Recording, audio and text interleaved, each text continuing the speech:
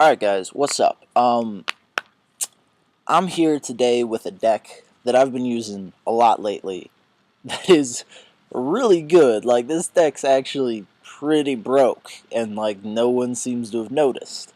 Um for real though, Constellars are one hell of an underappreciated archetype in my opinion.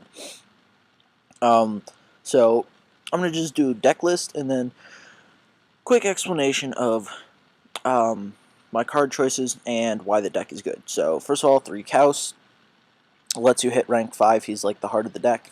3 Pollux and 3 Gretty, they all allow you to get that additional summon that turn, which allows you to go into your Exceed. Sorry. 2 Sheraton.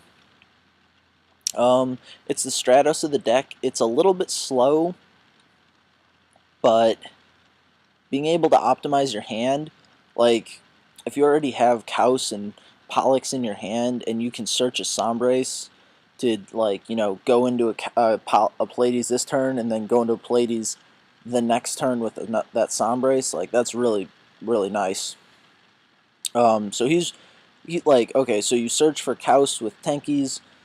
You've got 6 of these guys, so that's enough, plus you have your 1 Rhoda. So you use Sheraton mostly to search for Sombrace, most of the time.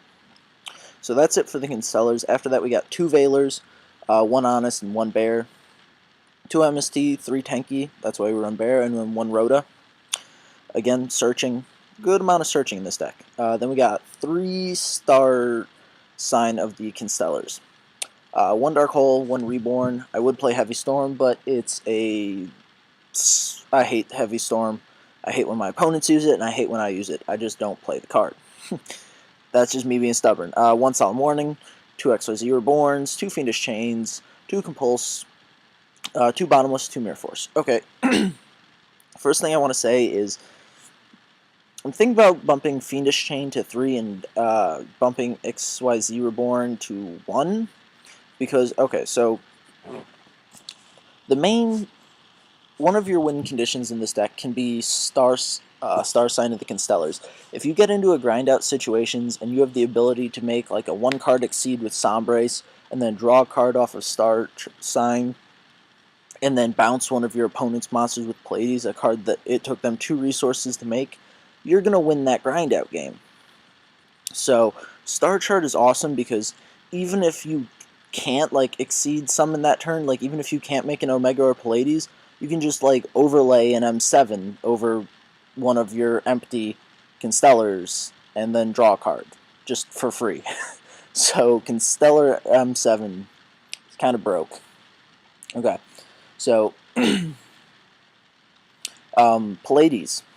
Let's go over some of the broke things he can do.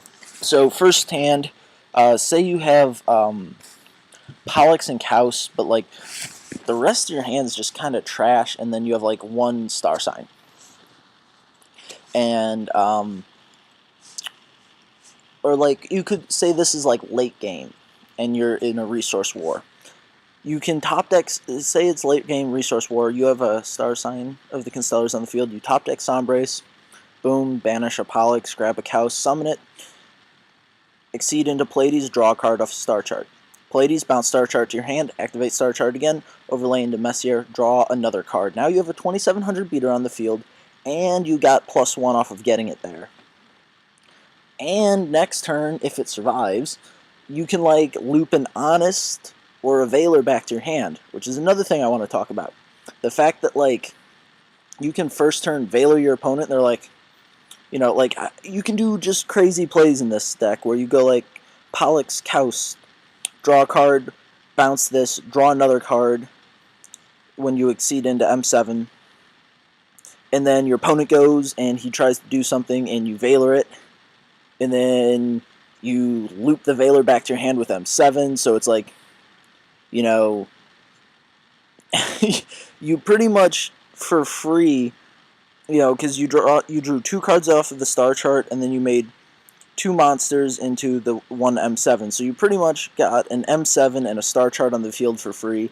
And now you can just loop Veiler continuously for like the rest of the duel pretty much. You just protect M7 and he just keeps your Veiler in hand, which protects him further. And then, of course, we've got the obvious. Pleides can just, like, you Fiendish Chain them, and you can, like, soft lock them with, like, Pleides and Fiendish Chain. Oh, they summon, like, I was playing a Dragoonity player, and he's like, oh, summon ducks, Fiendish Chain. Okay, my turn, bounce Fiendish Chain, attack over it, set Fiendish Chain. And I, like, soft locked him for, like, 4 turns straight, where he just couldn't do anything. And then there was another guy who I forgot what he was playing, but, like, I had M7 and, like, looped back a Veiler twice to negate 2 of his things, and, like, it just makes people real salty. So this deck runs plenty of real traps. I'll get to Exceed Reborn, and then it also runs, the fact that it can reuse its Fiendish Chains and reuse its Veilers is insanely sick, and it can reuse its Honest. It can just be like, oh, Honest is in my grave? Cool story, now it's in my hand, and now you can't attack me. So deal with that. Okay, XYZ Reborn. Thinking of cutting it down to 1 and adding a 3rd Fiendish Chain, because Fiendish Chain's just too good in this deck. Thoughts on why it's good? It's good because on your opponent's turn, say they summon Dragosack, you go XYZ Reborn, grab a Pleiades out of the graveyard, potentially draw a card off of Star Sign, and then bounce their monster. So it's play disruption with a Pleiades on their turn when they think they have a free board. Also, it's MST bait. They MST it, nope, Pleiades, draw a card, bounce your card, it's all good.